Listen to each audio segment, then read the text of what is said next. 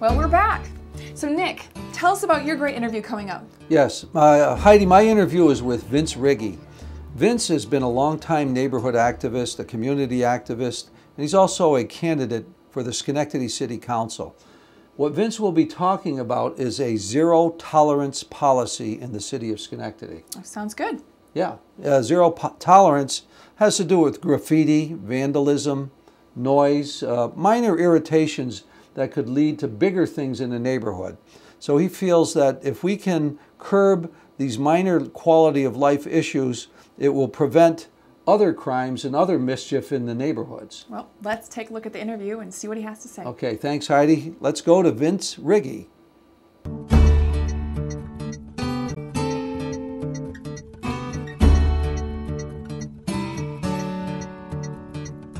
You know, the city of Schenectady is facing a very important local election. And before we go to my guest, Vince Riggi, a candidate for city council, let's go to a visit with Gary McCarthy, the acting mayor for the city of Schenectady. We'll give it a little balance, and we'll also learn about the opposing or differing or maybe even similar views of both candidates. Let's watch. Hi everybody, this is Nick Barber. I'm your host for Impact's Government segment. Today's guest is Gary McCarthy. Gary McCarthy is the acting mayor for the city of Schenectady and a candidate for mayor for the city of Schenectady. Welcome, Gary. Welcome, Nick. How are you? We're no stranger to each other, are we? No, it's great to be here. Good to see you. And it's, again, here, just we're talking a little bit before we started filming of the changes here with Open Stage Media and how much public access has progressed. Yes. Over the last 2 years. And you were deeply involved? We were both? Well, both of us were involved. Some creative talents that came together, and working with Philip Morris and the team here at Proctor's, it's really starting to pay off, and I think viewers at home are starting to see the difference in quality and just the interactive nature of this and unleashing the full potential of public access here in Schenectady. And thank you for your good work. And actually one of the results is this show, Impact, here at Open Stage Media. This is a new show, and we're happy to have you here. Maybe you could tell us a little bit about what's it like to be acting mayor, and what are some of the issues, the tough issues that you've been facing in the city of Schenectady? Well, again, since Brian Stratton, enjoyed working with, did a great job, took the job of the Cuomo administration, have assumed the duties of mayor as virtue of my position being president of the city council. And it's been exciting, it's been rewarding. A lot of good people in this community, but you know, it's an older city that does have problems. So that we've this summer we refocused our street paving program, doing some innovative things with our code enforcement, and you know, trying to do those things that are going to have an impact on the quality of life in this community and position it for continued growth. Yeah, as an older city, I guess the appearance and the infrastructure is very important. I mean, it's got to be replaced. You did a lot of road work this past year, didn't you, in the city? We did. We changed the process that we used, and you know, the streets were in such poor shape this spring. We're able to bring in this process, heats it up, recycles it in place, and puts it back down. So we're able to do roughly 5 times the amount of road surface that we did last year. We did 10 miles this year. And hopefully we're going to be able to do that next year so that we get caught up and again restore the street surfaces back to where we want them to be. I also know that you've been involved in neighborhood issues. You're an active member of your neighborhood association and you work with volunteer groups. Don't you think that volunteer groups are important for the survival and the quality of life in this community? Yeah, and I think it's just, we're so fortunate here in Schenectady to have so many people who are willing to come forth and help out in little ways. And I always say, you know, everybody doing a little adds up to a great undertaking. But we've had cleanups in our golf course this year in Central Park. Volunteers have come out in a number of things to assist. We had the flooding in the stockade with Hurricane Irene and Lee. Again, people just came out without much prodding or asking, just to do whatever needed to be done.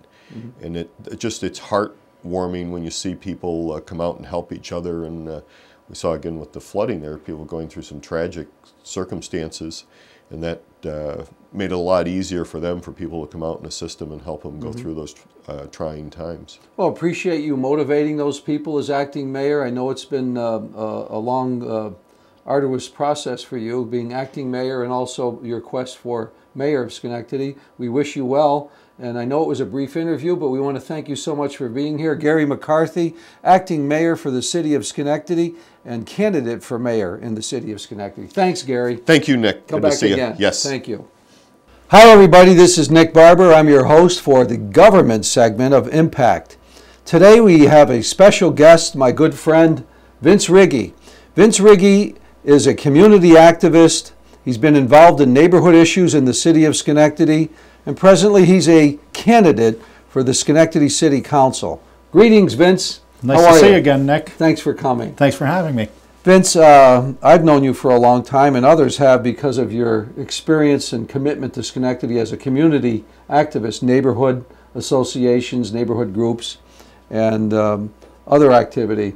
How many city council meetings would you say you've attended as a member of the public? Well, it's about 18 years that I've been attending meetings, and it's 2 meetings a month, so we'd have to do the math with that, but I've attended a lot, and actually I've attended more. Joe Allen is the longest seated council member at 16 years, so I actually attended more meetings than Joe Allen. Wow. So I've attended a lot of meetings. You might have the record as a public attendee at city council I think meetings. it's very possible. Yeah, well, that's a good thing. I think more people should do that.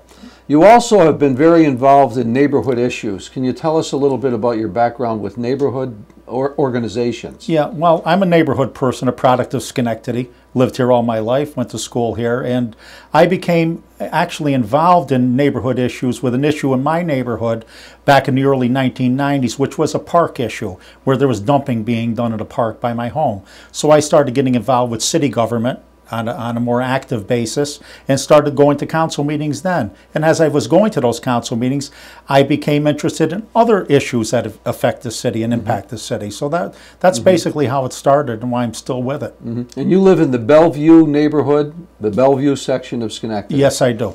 Yeah, and that was an old working class, like many inner city neighborhoods, working class neighborhood. There were trails that walking past down to the GE. Absolutely, the cinder path, yes. Yeah. And that was getting covered by the dumping back then, and that was really heartbreaking to a lot of us that lived in Bellevue, because as kids, we used to ride our bikes down the cinder path, and people would see their fathers walking up the cinder path after work at the GE, because a lot of people didn't drive to work in those days. They had the cinder path in Bellevue. They could walk down the cinder path, cross the bridge, and go to work at the GE. And those were the days where they left the back door unlocked and the keys in the car on the street. Definitely. Can you imagine doing that today? No, it couldn't happen today. No, not a good idea. No. Well, you know, I'm being a little facetious, but the quality of life issues that you have mentioned, this is what you're talking about as far as your platform. Tell us a little bit about your ideas to improve the quality of life in neighborhoods in the city of Schenectady. I think this is a big issue, quality of life in our neighborhoods, because a lot of people have fled this city and their houses are for sale. And a lot of it is due to, some of it's economic, but a lot of it is due to some of these what are considered small quality of life issues in our city. But I think these small quality of life issues, like trash, litter, being thrown out car windows on your property, graffiti, loose dogs, people walking in the street, impeding traffic, all these things I think lead to the bigger problems that we have in the city. And those bigger problems, when lawlessness is let go, then people say, oh, anything goes here in Schenectady, so maybe I'll start dealing drugs. Maybe I'll start committing robbery. So I think these small issues lead to the bigger issues, and I'd like to see a zero tolerance mentality be put in the city of Schenectady, where there's only a small, minor population of Schenectady that's dictating what normal behavior is here.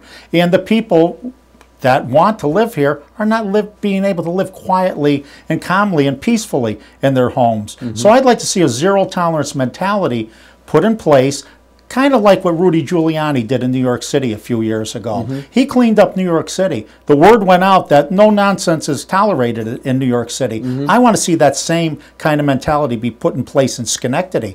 And that way, I think eventually people will want to live in the city again. If we clean the streets up, that's going to in turn raise our tax base and in turn lower our taxes. So I think it's all connected. Everything's connected, but I am positive that cleaning up the streets is the first method that we should use.